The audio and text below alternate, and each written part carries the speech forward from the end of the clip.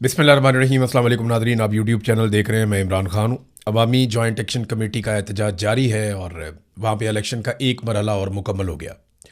तो आज़ाद कश्मीर में जो इंस्टॉलेशन हो रही है एक नई हुकूमत की, वो अब आगे की तरफ बढ़ रही है। ये जो बातें की जा रही थी कि एस्टेब्लिशमेंट और नून लीग के बीच में कोई फड्डा हो गया या पीपल्स पार्टी और एस्टेब्लिशमेंट के बीच में कोई फड्डा हो गया, तो ये सबसे बड़ा सबूत है कि आज एक मरतबा फिर एस्टेब्लिशमेंट जो फ्री हैंड दे रही है और हुकूमत बनाकर दे रही है, यानी हाथ से पकड़ कर हुकूमत बनाकर दे रहे हैं। जिस तरह एजेंसियों ने मीरपुर के अंदर इलेक्शन करवाया, जैसे मुजफ्फराबाद के अंदर बड़े पैमाने पे एजेंसियों की मुदाखलत थी, लोग सुबह से ही पहुंचे हुए थे सादा कपड़ों वाले, उनके पास हथियार भी थे, उनका पूरा कंट्रोल भी था। तो जिस तरह ये कर रहे हैं, और फिर फ़ायदा किसको हो रहा है? PMLN को और पीपल्स पार्टी को। तो ये बात तमाम लोग अपने दिमाग से निकाल दें कि आसिम मुनीर साहब की जो एस्टेब्लिशमेंट है, उसकी कोई भी लड़ाई नवाज शरीफ साहब या जरदारी साहब के साथ हो सकती है। ये आपस में कभी नहीं लड़ेंगे, ये एक दूसरे की इंश्योरेंस पॉलिसी है और ये एक दूसरे को मिलकर पाकिस्तान की आवाम से और इमरान खान से बचा रहे हैं। अगर ये आपस में लड़ पड़े तो ये अवाम की खुराक बन जाएंगे। लिहाजा इन्हें इकट्ठा रहना पड़ेगा। छोटे छोटे इख्तलाफात होंगे इनके बीच में, लेकिन ये उन्हें हल कर लेंगे। आपको ये सीटें नहीं बता रही कि 2 मराहिल के अंदर ही PMLN की हुकूमत कायम कर दी गई। इससे पहले गिलगित बल्तिस्तान में पीपल्स पार्टी की हुकूमत कायम कर दी गई। तो ये एस्टेब्लिशमेंट पूरा साथ दे रही है इन 2 पॉलिटिकल पार्टीज़ का। वहाँ पे फायरिंग और शेलिंग के वाक़यात हुए हैं। कुछ वीडियोस मेरे पास आई, मैं वो देख रहा था, कुछ सोशल मीडिया पे आई, वहाँ पे भी मौजूद हैं। लेकिन कुछ मनाजिर बड़े दिल खराश, बड़े तकलीफ दे हैं।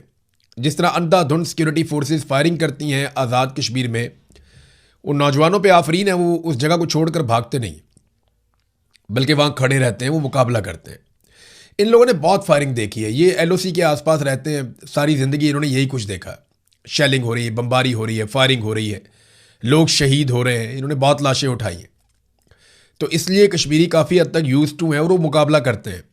बाकी जगह पे ऐसा मुकाबला कभी नहीं होता अवाम का सिक्योरिटी फोर्सेज के साथ, जैसा मुकाबला खैबर पख्तूनख्वा में, या जैसा मुकाबला बाज़-औक़ात बलूचिस्तान में, या जैसा मुकाबला हम कश्मीर के अंदर देख रहे हैं।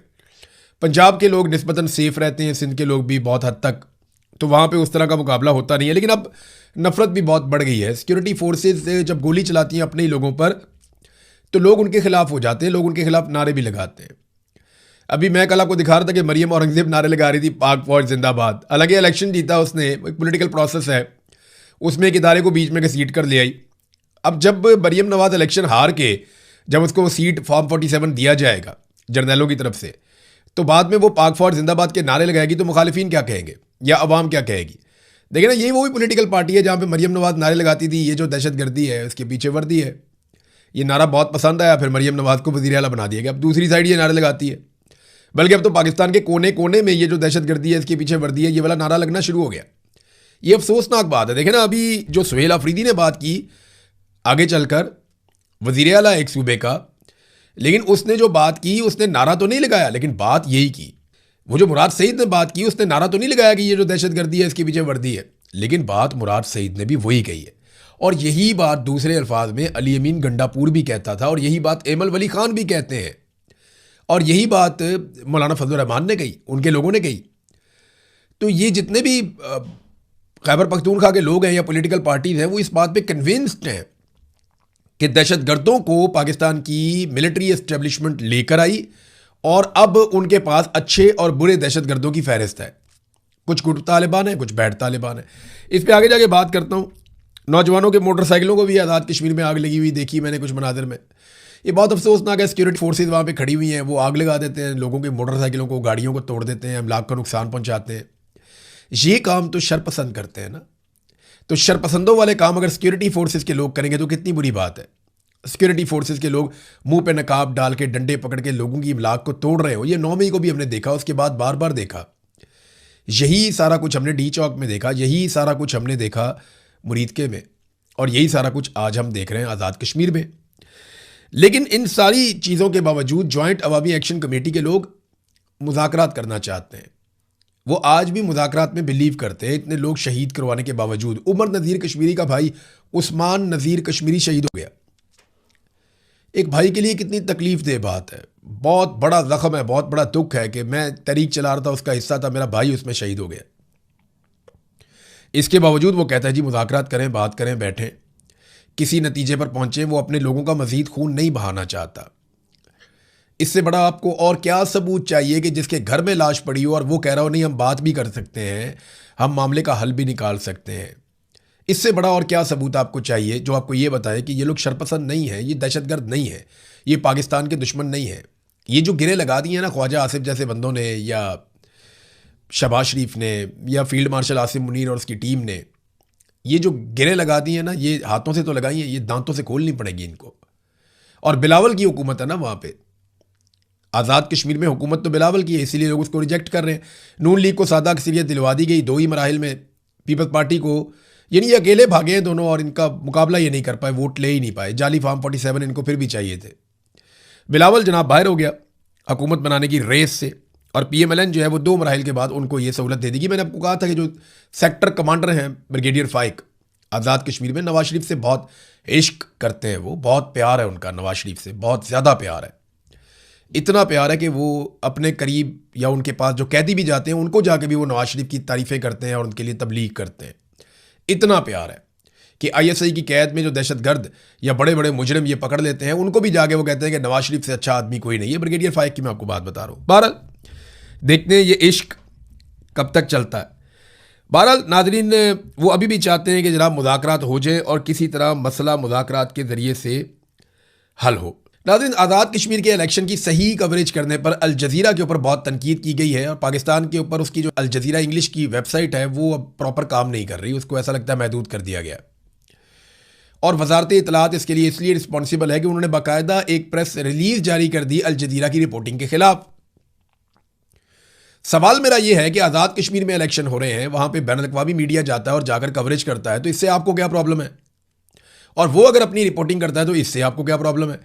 देखिए, बाइस्ड रिपोर्टिंग होती है, बाज़ औक़ात मीडिया करता है, वो प्लानिंग करके आता है, जैसे कि तालिबान के खिलाफ की गई अफगानिस्तान में, या अफगान गवर्नमेंट के खिलाफ भी की गई, बाज़ औक़ात ईरान के खिलाफ की गई, बाज़ औक़ात फ़लस्तीन या गाज़ा के खिलाफ की गई, बाज़ औक़ात डोनाल्ड ट्रंप के खिलाफ भी हुई, वो भी शिकवा करता है। तो ये होती है, बैनुल-अक़वामी सतह पर ये गेम खेले जाते हैं, लेकिन ऐसे डील नहीं किया जाता इन चीज़ों को।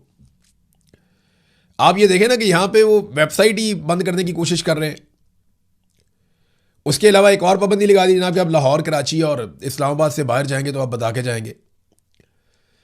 अब जो जर्नलिस्ट काम करते हैं बैनुल-अक़वामी मीडिया के साथ, वो सारे पाकिस्तानी लोग हैं, ज़्यादातर लोग पाकिस्तानी हैं। ऐसा नहीं है कि गोरे यहाँ पे आए हुए हैं, वो अपना बंदा नहीं भेजते पाकिस्तान में, हालात बहुत ख़राब हैं।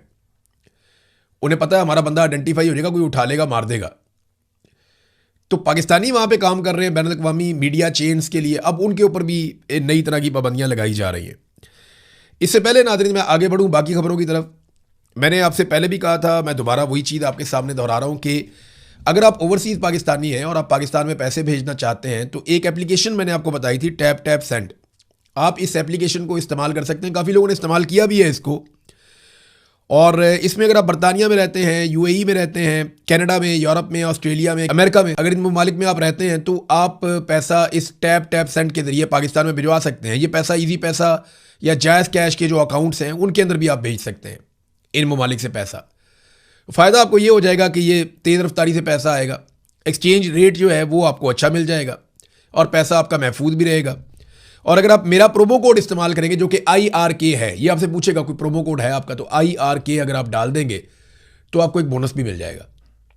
हाँ, अगर आप अमेरिका से पैसे भेजते हैं तो आपको $20 का बोनस मिल जाएगा। $20 ठीक ठाक पैसे होते हैं, तो ये आपको एक बोनस भी मिल जाएगा। मैंने आपको दोबारा से रिमाइंड करवा दिया कि अगर आप ओवरसीज़ पाकिस्तानी पैसे भेजना चाहते हैं तो आप इस एप्लीकेशन को इस्तेमाल करें, ये बेहतर है। नाज़रीन, आज वज़ीरिस्तान में धमाका हो गया। कभी हंगू में दहशतगर्दी होती है, कभी पेशावर में दहशतगर्दी होती है, कभी कबल में दहशतगर्दी होती है, कभी किसी और एरिया में दहशतगर्दी होती है। लगातार दहशतगर्दी के वाक़यात खैबर पख्तूनख्वा में बढ़ते चले जा रहे हैं। क्यों बढ़ते चले जा रहे हैं इसके बारे में खुलकर कोई बात नहीं कर रहा, लेकिन मुराद सईद ने कहा कि जब भी कभी हम सवाल उठाते हैं तो दहशतगर्दी बहुत तेज़ी से बढ़ जाती है और हमारे इलाकों में मारकुटाई शुरू हो जाती है।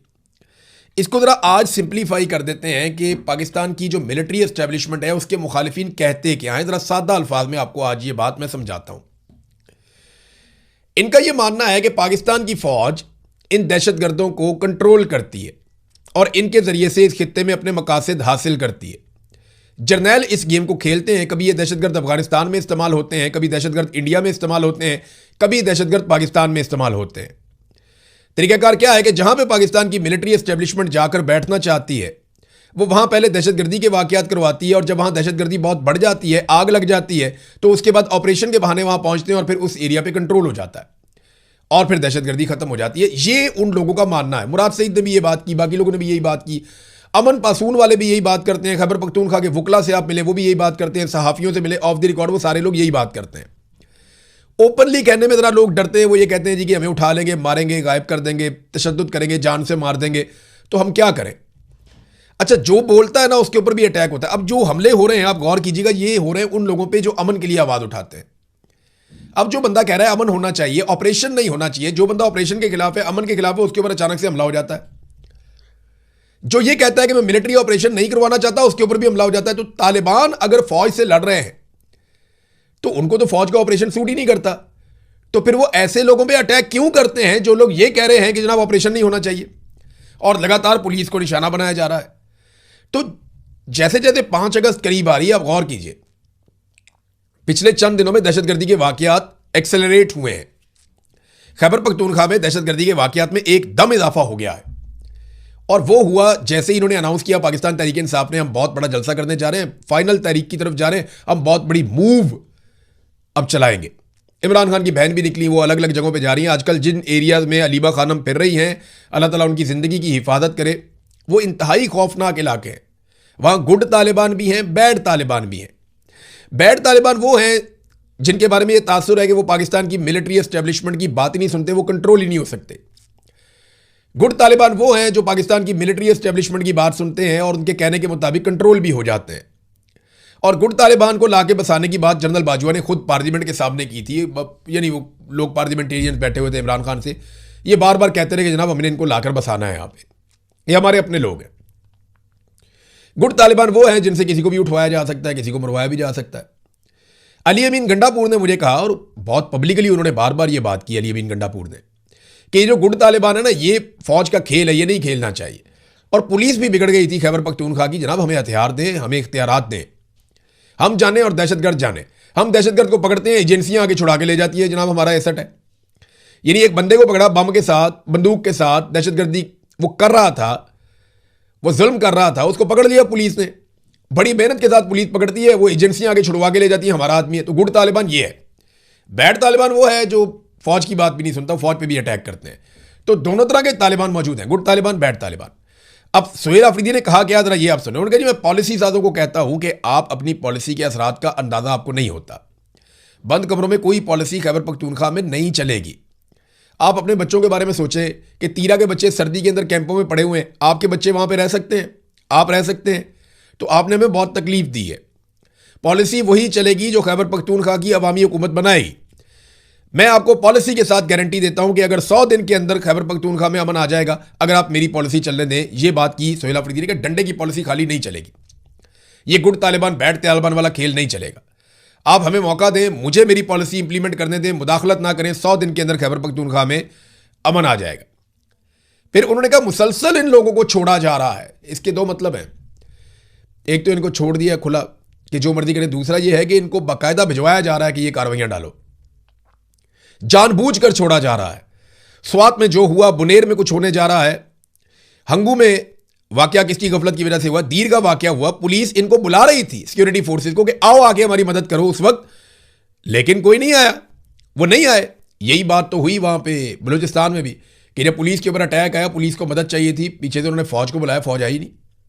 वो बहुत करीब थे लेकिन वो नहीं आए, सारी रात वो लड़ते रहे, सारे शहीद हो गए, बाकियों को उठा के ले गए, पहाड़ों पे मार के लाशें फेंक दी, फौज नहीं आई।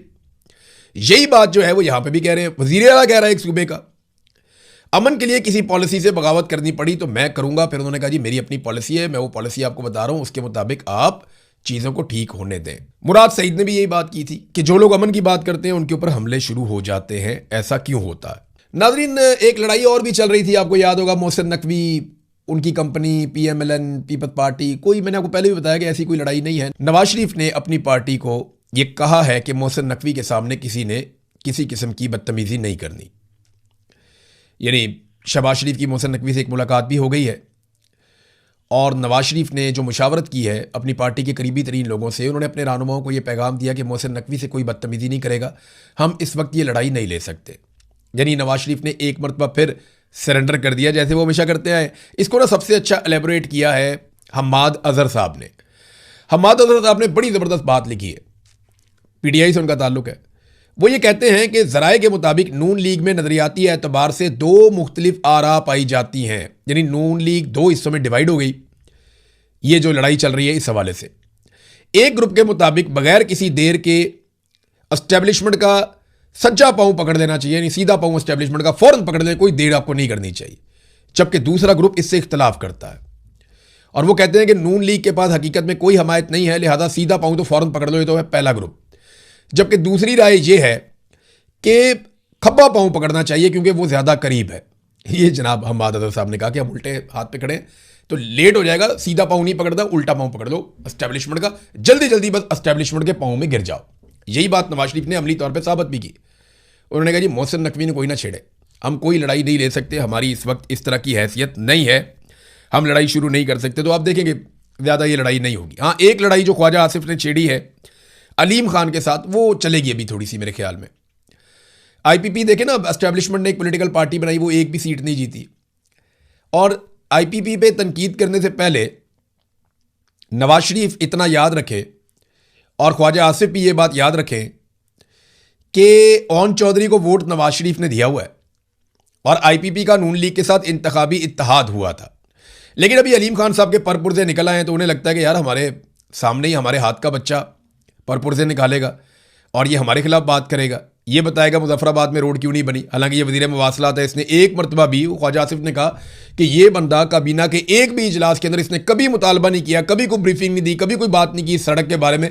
वहाँ जाके इसने रोला डाल दिया ये सड़क क्यों नहीं बनी। और अगर सड़क नहीं बनी तो पिछले 2.5 साल से यही तो वज़ीर मवासलात है, इसी का काम है ये सड़क बनाना, हमारे खाते कैसे डाल सकता। फिर तो उन्होंने कहा जी लाहौर रावी के किनारे जो बस्तियाँ डूब गई थी उसके लिए भी जिम्मेदार यही आदमी है। तो ख्वाजा आसिफ धुलाई कर रहा है अलीम खान की, अलीम खान के बंदे धुलाई कर रहे हैं ख्वाजा आसिफ की कि तू जाली सीट के ऊपर है, तेरी औकात ही कोई नहीं है।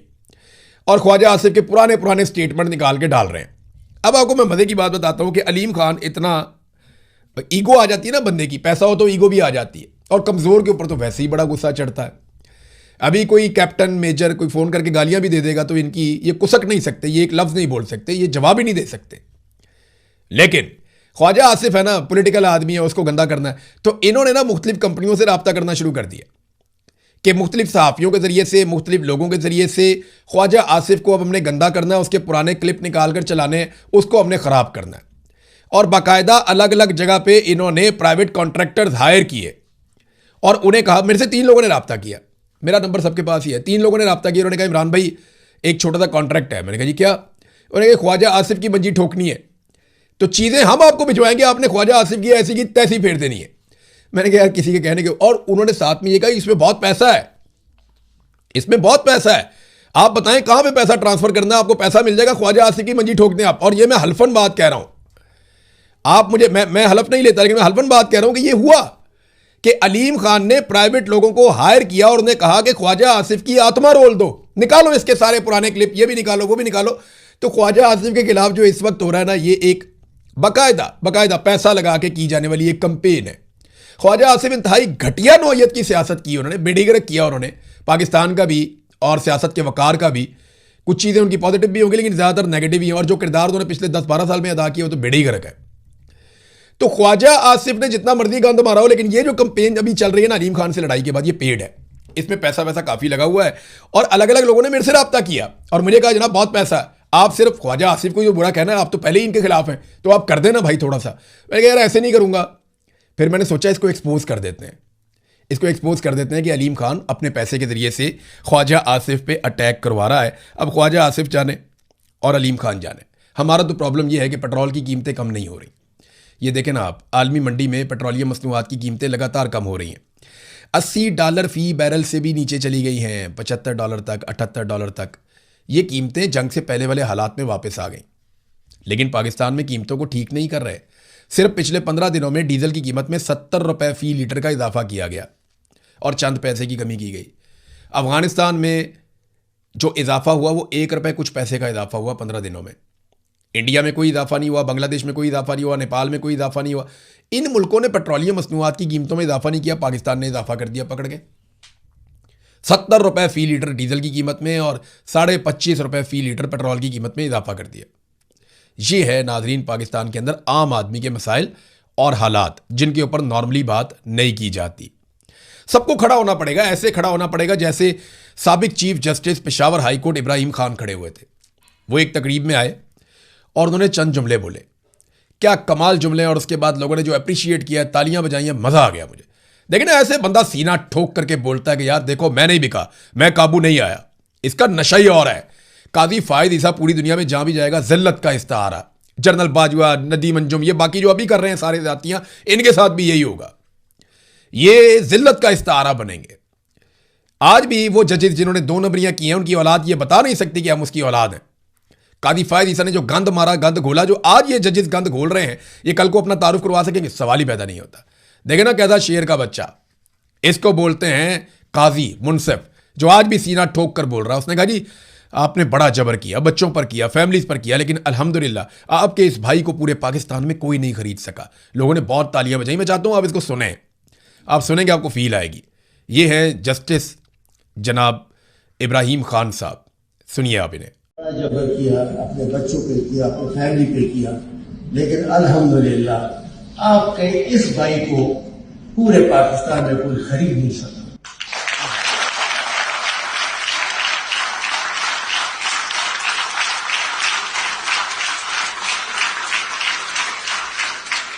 ये अभी और भी तालियां बाकी हैं। लोगों ने इतनी ताली बजाई है, कोई बंदा खड़ा होकर नहीं कह सका कि आपने ज्यादती की थी। ये होते हैं मुनसिफ, ज़मीर भी साफ, और इंसाफ किया उन्होंने, वाकई इंसाफ किया उन्होंने। अल्लाह रब्बुल इज़्ज़त तमाम जजेस को इनके नक्शे कदम पे या ऐसे अच्छे जजेस के नक्शे कदम पर चलने की तौफीक अता फरमाए। अब तक के लिए इतने, अपना ख्याल रखिएगा, अपने इस चैनल का भी